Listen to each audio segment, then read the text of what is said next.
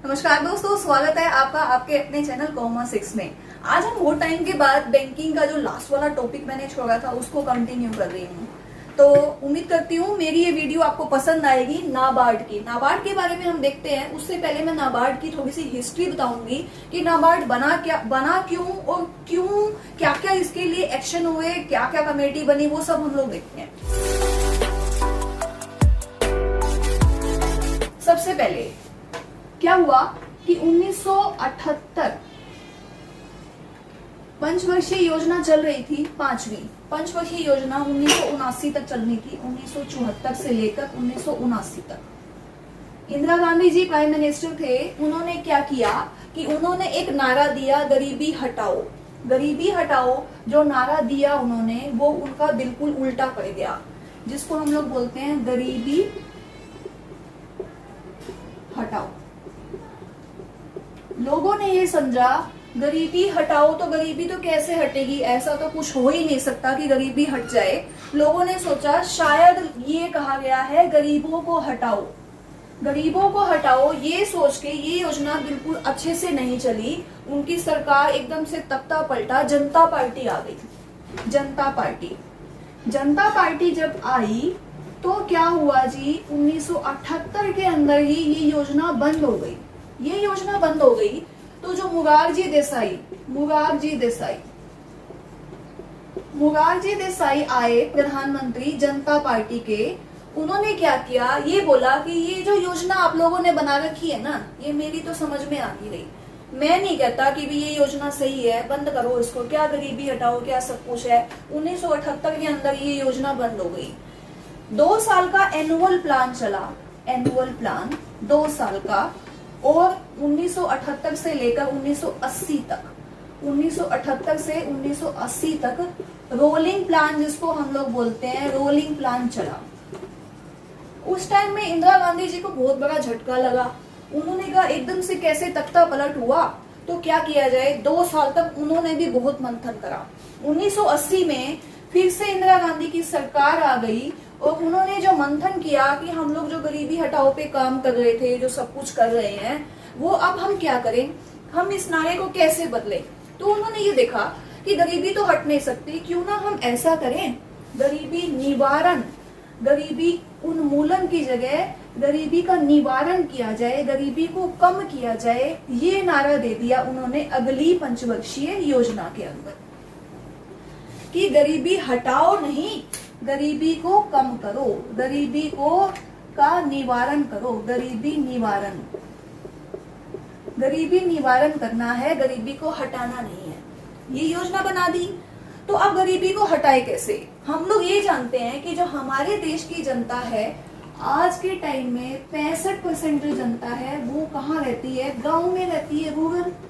और लगभग 50 से 55% की जो जनता है, 50 से 55% की जो जनता है वो लगभग क्या है, एग्रीकल्चर के ऊपर काम करती है, एग्रीकल्चर। तो अगर हमारे देश की जनता का 50 से 55% जो जनता है, जनसंख्या, वो अगर कृषि करती है, तो अगर कृषि के साधनों में उसकी जो बढ़ावा दिया जाए कि कृषि के जो साधन है वो ज्यादा से ज्यादा विकसित हो, कृषि का विकास हो, किसानों का विकास हो, उनको लोन मिल सके, उनको सुविधाएं मिल सके, तो अगर ये हो तो गरीबी कम हो सकती है। हाँ, गरीबी तो हट नहीं सकती। आज भी अगर हम अपने देश में बात करें तो गरीबी हटी नहीं, ना हटने वाली, ना हटेगी। कोई ऐसा देश नहीं है जिसके अंदर गरीबी है नहीं, सब देशों के अंदर यही पोजीशन है। तो क्या हुआ कि अब उन्होंने गरीबी निवारण के लिए जो सोचा, तो 1981 के अंदर एक क्राफी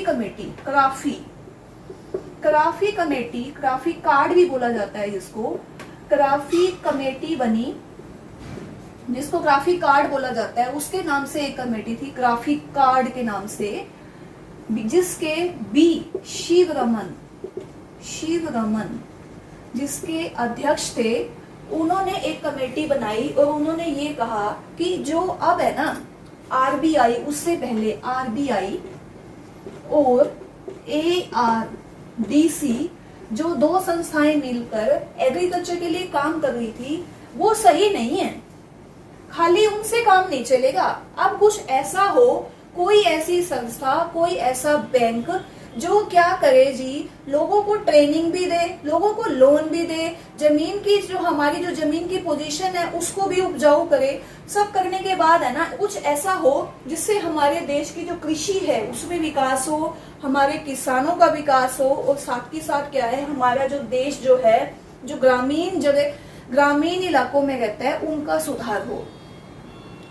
तो उसके लिए क्या हुआ जी, नाबार्ड बना। नाबार्ड 1981 के अंदर एक्ट बना। क्वेश्चन आ जाता है 1981 एक्ट कब बना, 1981 में नाबार्ड का, और 1981 में बना, और फॉर्म में कब आया, वर्किंग में कब आया, 12 जुलाई 1982 के अंदर नाबार्ड बन गया, जिसकी फुल फॉर्म है जी national bank for agriculture and rural development. इसका क्या मतलब हुआ, एक ऐसा राष्ट्रीय बैंक जो कि एग्रीकल्चर के लिए और ग्रामीण विकास के लिए बनाया जाए स्पेशली। अच्छा, अब आ गया कि ये बैंक कौन सा है, क्या ये कॉमर्शियल बैंक है या ये डेवलपमेंट बैंक है। कॉमर्शियल बैंक का जो मोटिव होता है वो क्या होता है, प्रॉफिट कमाना, ज्यादा से ज्यादा प्रॉफिट हो सके, लाभ कमाया जा सके। तो जो ये बैंक है ये क्या डेवलपमेंट बैंक है या कॉमर्शियल बैंक है। कॉमर्शियल बैंक का जो मेन मोटिव होता है वो क्या होता है, प्रॉफिट कमाना, ज्यादा से ज्यादा लाभ कमाना। जबकि जो डेवलपमेंट बैंक है वो क्या है, विकास करना, उसका जो काम है वो सिर्फ एग्रीकल्चर और रूरल डेवलपमेंट का विकास करना है। ये मोटिव बिल्कुल भी नहीं है कि प्रॉफिट कमाया जा सके, ज्यादा से ज्यादा किसानों को प्रॉफिट मिले, ज्यादा से ज्यादा हमारी जो ग्रामीण जनता है उसको फायदा मिले। तो ये बना 12 जुलाई 1982 को। मुंबई के अंदर इसका जो है हेडक्वार्टर है मुंबई, और इसके जो चेयरपर्सन हैं वो हैं जी हर्ष कुमार भानवाला।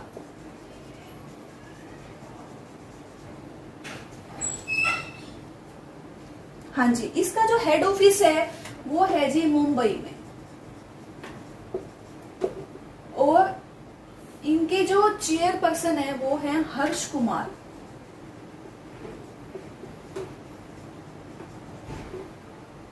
भानवाला। हर्ष कुमार भानवाला जी जो हैं इसके चेयरपर्सन हैं, और मुंबई में इसका हेड ऑफिस है। 12 जुलाई 1982 को ये बना। अच्छा, अब है कि क्या ये आरबीआई के अंडर आता है या नहीं आता, क्या आरबीआई ने पहले इसके लिए कुछ किया था या नहीं किया था, वो थोड़ा सा हम लोग बैक में जाते हैं। उसके बाद आज जो पोजीशन है वो देखते हैं हम लोग। फिर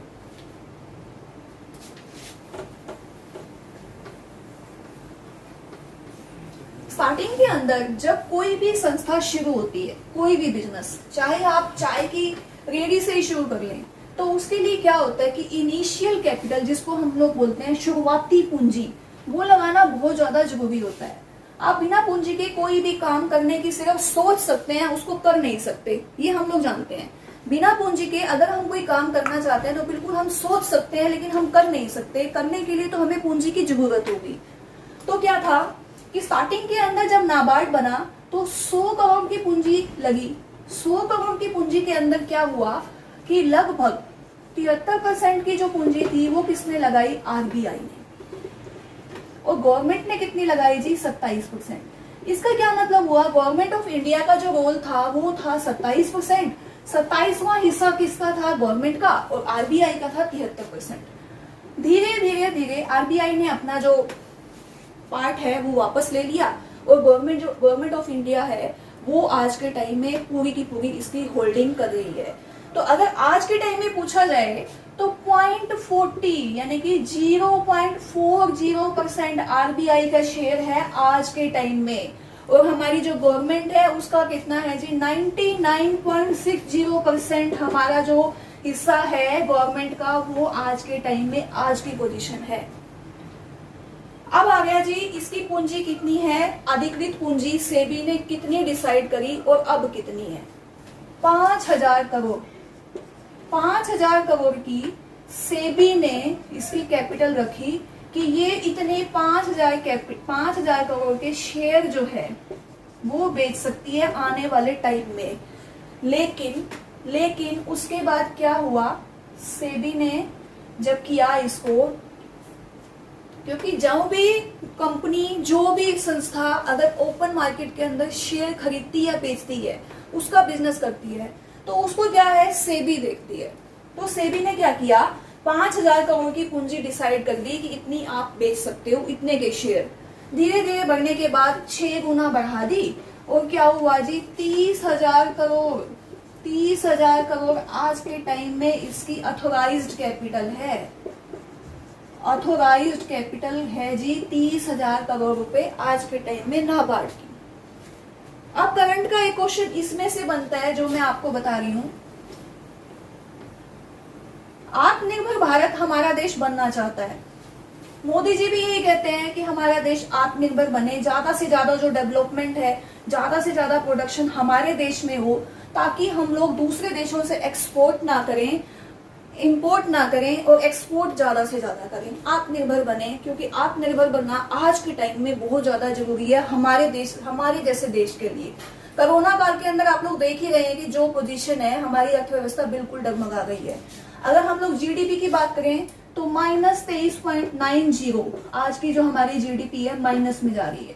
तो उसको देखते हुए क्या किया, नाबार्ड को 10,000 करोड़ रुपए लगभग 6 अगस्त 2020 को डिसाइड किया गया कि 10,000 करोड़ रुपए नाबार्ड को दे दिए गए। भारत सरकार ने नाबार्ड को दिए गए हैं खर्च करने के लिए।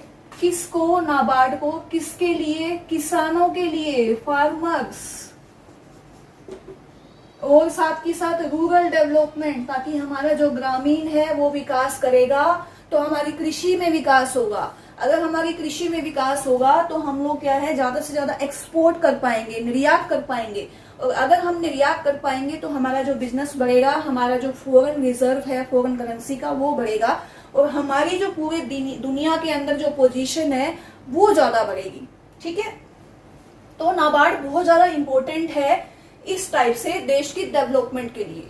क्वेश्चन क्या क्या बनते हैं नेट के अंदर, क्या क्या क्वेश्चन आ सकते हैं, बैंकिंग के अंदर, आरआरबी, एसएससी के अंदर भी क्वेश्चन बनते हैं। थोड़े से क्वेश्चन मैं आपको बताती हूँ। हाँ जी, नाबार्ड का एक्ट कब बना, 1981 में। नाबार्ड कब बना, जुलाई 1982 में। हेडक्वार्टर कहाँ है, मुंबई में। और इसके जो चेयरपर्सन है वो कौन है, हर्ष कुमार भानवाला। आरबीआई की क्या पोजीशन है, 0.40। अगर हम कहें कि 0% है तो कोई अतिशयोक्ति नहीं होगी कि आरबीआई का कोई कंट्रोल नहीं है नाबार्ड के ऊपर। नाबार्ड क्या है, एक एपेक्स बॉडी है। एपेक्स बॉडी का मतलब क्या होता है कि जैसे कमर्शियल बैंक है, हम लोगों का अकाउंट एसबीआई में है, किसी का एचडीएफसी में है, किसी का एक्सिस बैंक में है, तो हम लोग क्या करते हैं, वहां पर जाते हैं, अपना खाता खुलवाते हैं, जमा करवाते हैं, पैसे निकलवा लेते हैं। क्या कभी आपने सुना कि किसी का खाता बैंक नाबार्ड के अंदर भी है? नहीं। नाबार्ड बैंक जो है पब्लिक डीलिंग नहीं करता, वो क्या है, एक अमाउंट बजट पास करता है, और जो बजट पास करता है वो क्या करता है, वो किसानों को सीधा रीफाइनेंस करता है, रीफाइनेंस। जैसे अब इसको कंट्रोल कौन करता है, आरआरबी, रूरल बैंक जो है वो इसको कंट्रोल करता है, आरआरबी। और साथ के साथ इसके कुछ सब्सिडरीज भी हैं, 3 इसकी सब्सिडरीज हैं, वो आप लोग देखिए कौन कौन सी हैं। कई बार क्वेश्चन आ जाता है कि इसकी सब्सिडरी कौन सी है।